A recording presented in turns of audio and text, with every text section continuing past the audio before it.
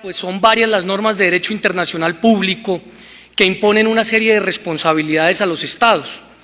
Y esas normas imponen responsabilidades a los estados por una simple razón, porque los estados de manera autónoma ayudan a construirlas, ayudan a promulgarlas y ayudan de alguna u otra manera a que los asociados a ese estado las pongan en práctica.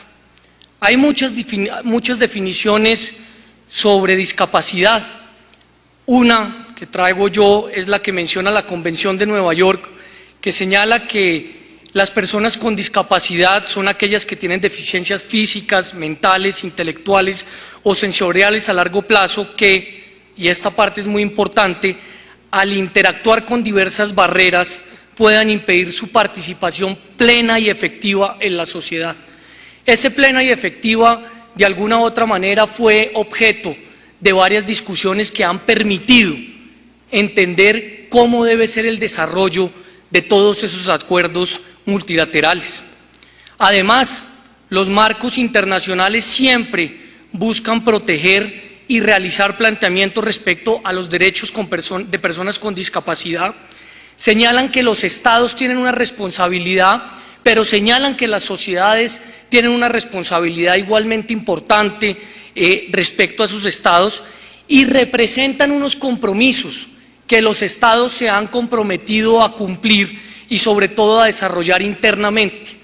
Y ese punto en particular es bastante importante porque muy seguramente vemos cómo en la Organización de las Naciones Unidas o como en la Organización de los Estados Americanos reiterativamente se hacen pronunciamientos sobre la materia y no entendemos cómo es que ellos no aterrizan de alguna u otra forma al diario vivir de nuestras vidas, entre otras porque muy seguramente o no son puestos en práctica o no son exigidos puestos en práctica.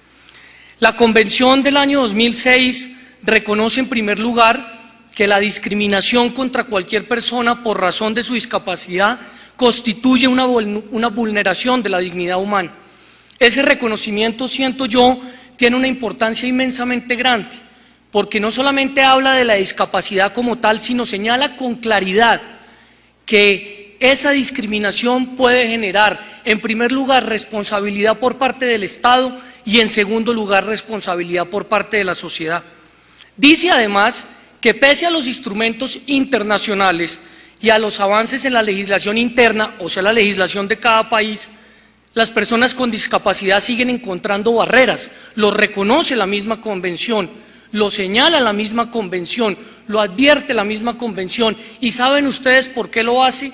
Porque de alguna u otra manera los tratados internacionales tienen una característica de supraconstitucionalidad. Hacen parte del bloque de constitucionalidad, se asemejan a la misma constitución política de cada uno de los países firmantes. Este tratado en particular señala que pese a que hay normas externas o internacionales y que hay normas internas, siguen existiendo unas barreras que son necesarias o son necesarias de romper, que son necesarias de evitar, que son necesarias de acabar.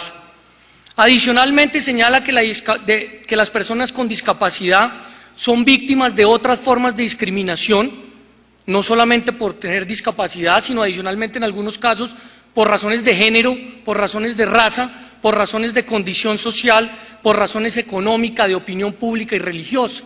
Además dice la Convención que las personas con discapacidad pueden contribuir con sus acciones al bienestar general de sus comunidades y este punto es muy importante.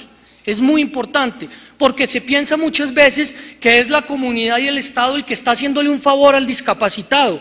Internacionalmente se señala todo lo contrario, que es la persona que está en estado de discapacidad quien tiene mucho que brindarle a la comunidad, que tiene mucho que brindarle a la sociedad, que tiene la posibilidad de resolver problemas que muy seguramente la misma sociedad no ha sido capaz de hacer. Entonces, por los anteriores motivos, esta convención en particular y muchas de las otras analizadas generan un compromiso para que los estados sigan avanzando en su legislación interna.